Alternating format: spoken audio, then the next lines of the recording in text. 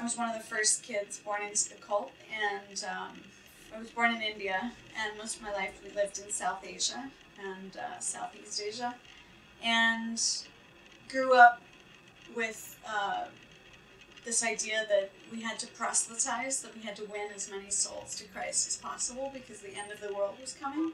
They had this idea that every time, well, not every time, they said that when a comet came, that was the sign that everyone was going to be resurrected. And so as a young child, as a kid, when your parents tell you things, you believe them when you're really little.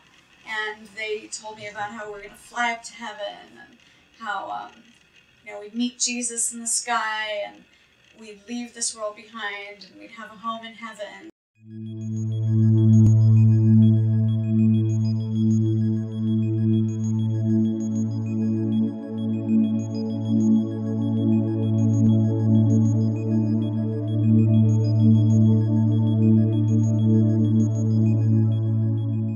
I grew up tremendously fearful of what would happen to me at any point. Like, was Jesus coming back? Was I going to have to leave my cat behind?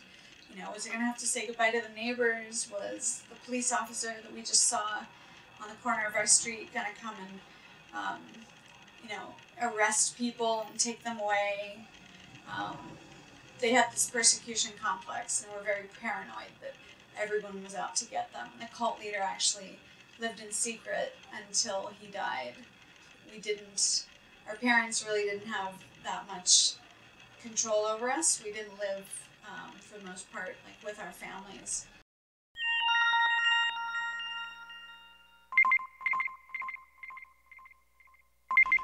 The whole cult was hypersexualized.